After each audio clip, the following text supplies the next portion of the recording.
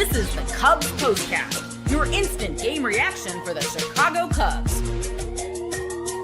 Part of the Locked On Podcast Network. Your team every day.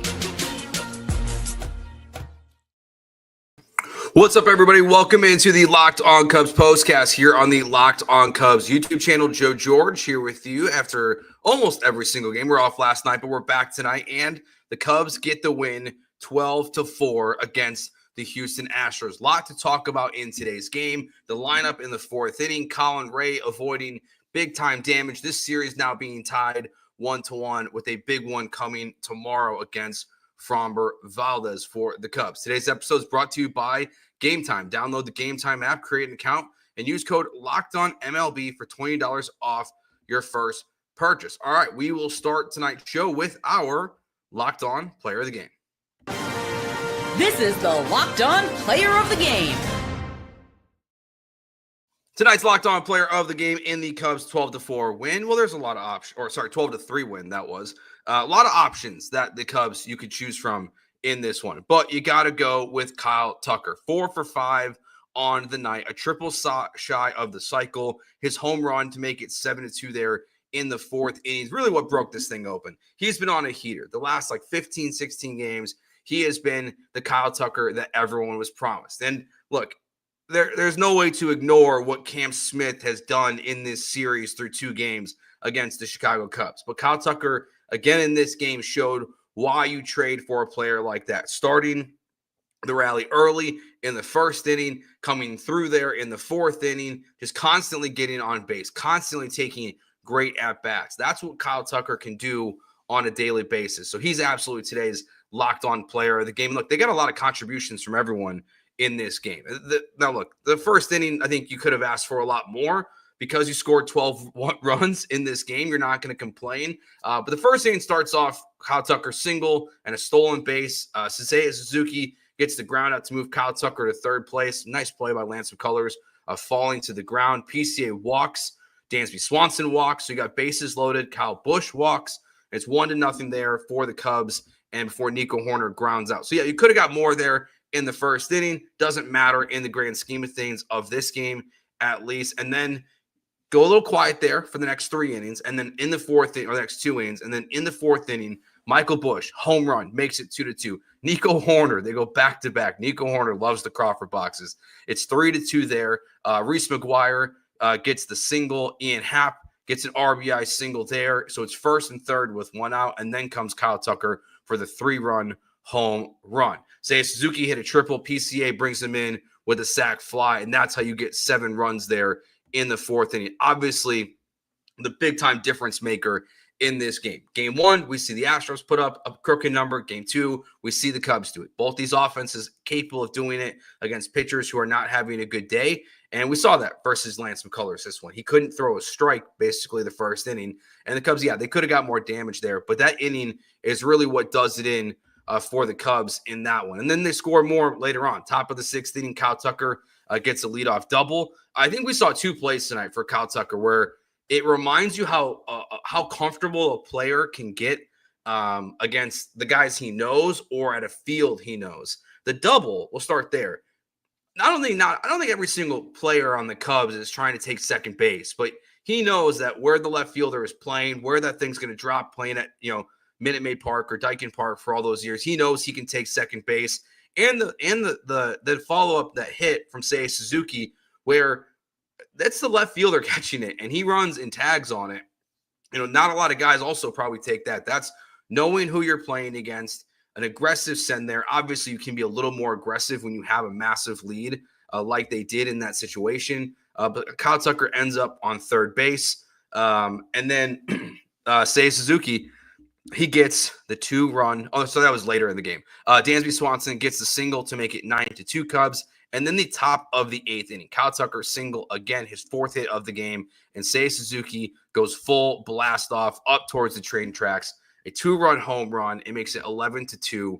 And he has set a career high in home runs before the All-Star break. He is crushing the ball right now this season. The approach where, yes, he's striking out a little more than you would see than you would like to see, I think, in some ways, but also like just seeing his strategy is worked out really, really well. To go out there and just swing the way he is, focusing on pulling the ball, launching the ball, all of those things has worked out really well for him this season. So to see 22 home runs already this year, on pace for over 40 home runs on the year, it's been awesome to see that from Seiya Suzuki. What you can get from him and Kyle Tucker at that spot in the order they can just do so much damage. And we saw that against the Astros tonight. They did major, major damage against this team, those two guys, and they're part of the main reason, honestly, why this game kind of goes the way it does. As Kyle Tucker getting on base, Suzuki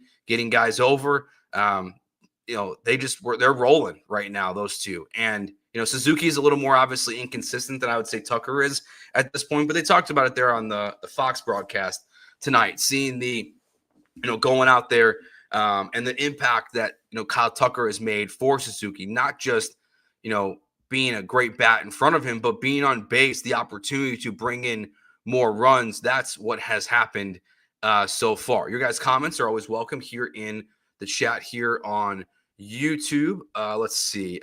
Ian, I think it says Ian Lane, maybe Lane. Looks like an L or an I. Asked if I went to the game yesterday. Yeah, I did. Wasn't fun. Was not an enjoyable experience, to be honest. That's why we didn't have a postcast show yesterday. I'm going tomorrow as well. Hopefully, bringing a little bit better luck. We will have a postcast show. I'm taking my 4-year-old son to his first Cubs game. We've not yet made it to a 7th inning of a baseball game. Only gone to 3 so far, so that's why I'm pretty confident that we're going to be leaving early, and I will be able to do that to be able to get home and get that done. Did I say Kyle Busch? I hope I didn't say Kyle Busch. I hope that's the chat trolling me there a little bit. But look, this is a good win by the Cubs. Lance McCullers able to go out there and attack him well. That's kind of to be expected for me. He's pretty much, I think the pitching matchup that you saw in this game is pretty similar. And we're going to talk about Colin Rea and what we saw. Because while you saw Lance McCullers get hit around a little bit for the Astros, Colin Rea was in some bad situations in this game, able to battle out of it. Obviously, we saw what the Astros did against Kate Horton, all the hard contact. So Colin Rea, solid start for him today. We'll talk about that when we get back here on the Locked On Cubs postcast on the Locked On Cubs YouTube channel. Have you ever decided at the last minute to head to a ball game with friends or family? Maybe it's game day and you suddenly realize you want to be in the stands. That's exactly where Gametime comes in. It's the easiest way to grab last-minute tickets without the stress. With the money you save on tickets, you can splurge on food, drinks, merch, or even invite a bigger group to come with you. Gametime makes all of that possible.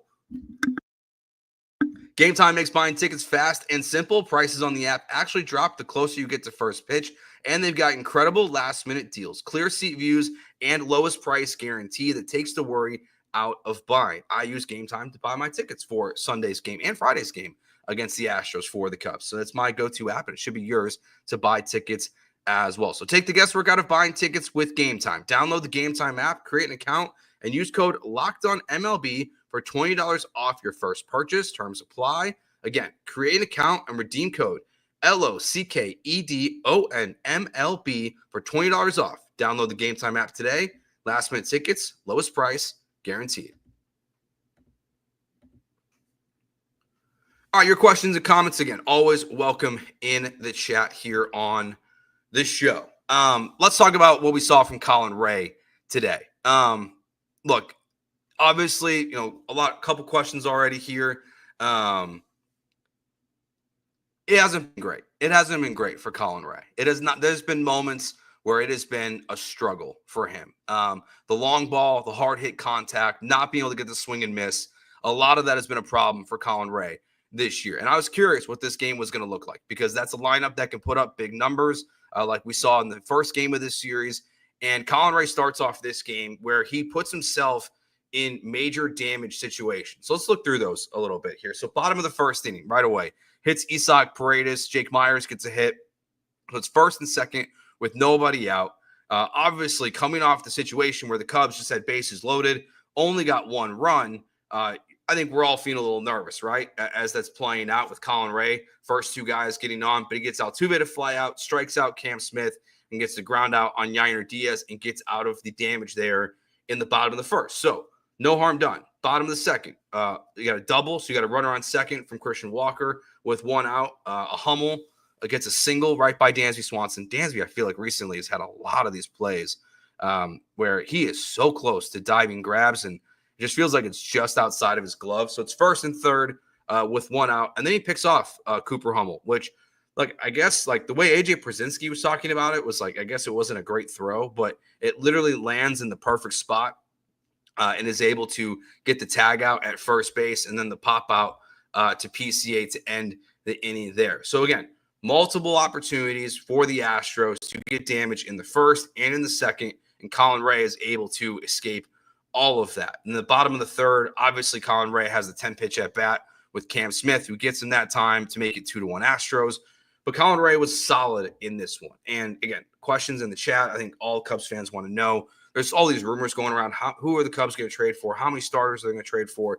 Feels like the Lugo Lugo rumors from the Kansas City Royals are the hottest right now for the Cubs. But going out there, this was a good bounce back performance from him, because again, this is a lineup that can crush, and this series could have easily gotten out of hands with a really challenging game coming up on Sunday. So to have this thing split so far, hopefully the Cubs can get a series victory tomorrow. And look, tomorrow it's everything that's gone wrong with the Cubs lineup this year. You're facing head on in Sunday's game, where you're playing a great team, you're playing an elite pitcher, and more importantly, he's a lefty. And we saw against in the first game, the Cubs' struggles against lefty are real. They constantly, doesn't really matter who's on the mound, the skill level they're at, they're struggling against lefties. And they do have lesser stats against, the elite level pitchers. Like, yes, they got to Paul Skeens earlier this year, but we saw that run a couple weeks ago when they were facing guys like Skubal and some of the best pitchers in baseball, and they struggled. And in tomorrow's game, really hoping the Cubs can find a way to break out of that a little bit. It'll be interesting because it's the opposite of what the Cubs have done this year. Framber Valdez is a ground ball pitcher. The Cubs succeed most when they're hitting the ball into the air and hitting home runs. So you kind of have this contrast of styles, too, that you're going to be head-to-head against. And unfortunately, Michael Busch, who hit a home run in tonight's lineup, my guess is won't be in the lineup on Sunday against Framber Valdez, which drives me nuts. When I got to the ballpark yesterday, see the Cubs play, I hadn't looked at the lineup yet. They announced it on the scoreboard that Justin Turner's playing first base. And I just like, whatever. So I'm going to stop talking about it, but at the same time, I cannot believe that against Brandon Walter, Craig Counsell did not have Michael Busch out there at first base on Friday night. Sunday, I get it, but it is what it is at this point. So good win today for the Cubs. A couple other observations from this one. Obviously, the 20-inning streak for the bullpen without giving up a run ends by Porter Hodge. Craig Counsell has said that we're going to see him in low-leverage situations. That's why. Now, look, it's the cheapest of cheap home runs that you basically can have in baseball besides around the pesky pole at Fenway. The Crawford boxes are very friendly. It's why the Houston Astros were adamant about trading for Isaac Paredes, because while he wasn't good with the Cubs last year, really, it's the perfect ballpark for him, the way he pulls the ball. So Porter Hodge gives up that home run there. So that ends that.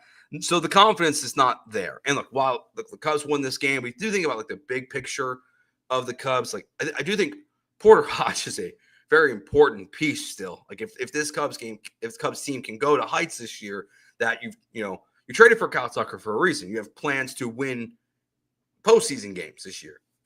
I do think Porter Hodge needs to be a part of that a little bit, more than a little bit, honestly.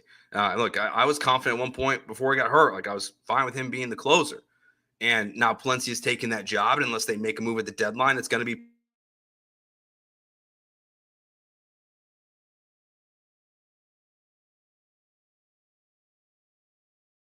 it's only been 2 appearances now, so I'm just going to keep talking. There it is. But he has been, it's just been shaky at best. So that's really the only negative of this game is what happened with Porter Hodge. They're giving up the home run to Paredes. Just that confidence is not back. Chad asked about PCA the last 2 games. Yeah, he's scuffling a little bit. This is where, the swing at everything can be it doesn't always work out for you, like when you're at the point he is in his game, but he's swinging at everything, and it's not been positive. But he's playing great defense, and I think Mark's right here in the chat. PCA took walks and played great defense. If that's the minimum, is like the elite level defense. That's why the bar is so high for him. Because if you add the offensive component that PCA has brought this year with the speed and the defense that he has, it can put him into the MVP level conversation. So yeah, he's struggling a little bit. Like there's no denying that. But it's again, nothing to be worried about. It's a 2-game stretch. PCA is going to go in these hot and cold slumps. Honestly, it is going to be way up and way down. He has not really found much. I think we all can acknowledge that. Like there hasn't been much middle ground for PCA at the plate. It's either really, really good or really, really bad. And so we'll see how it goes. Dansby Swanson, as the chat points out, has had 3 hits as well. He looks like he's playing a little bit better offensively. I know that we're always going to be talking about where he's batting in the lineup itself, but hopefully, if Dansby can get going, it just makes his team even better, honestly, what you can see from him. So any other questions or not? A lot of trade questions. We're right around the corner. We're about 30 days away. Was it like 33, 34 days away from the deadline at this point? I do love the Nico Hoerner home runs that we've seen in the last 2 days or last 5 games. He's got 3 home runs, whatever it is. Nice to see that pop come back to go from 0 to 3 very quickly. Wouldn't be shocked if once Fromber is out of the game tomorrow, if we see another one from Nico Hoerner, because he's liking those Crawford boxes so far here in Houston. All right, that will do it for us for this episode of the Locked on Cubs postcast. Good win for the Cubs, hanging 12 on the Astros today. Big one tomorrow against Fromber Valdez. We will be here live as soon as the game ends to wrap up this series before the off day on Monday. So thank you for watching. We'll be back tomorrow. Remember, find us all on all of our audio platforms as well, Apple, Spotify, and subscribe to the YouTube channel. Talk to you tomorrow.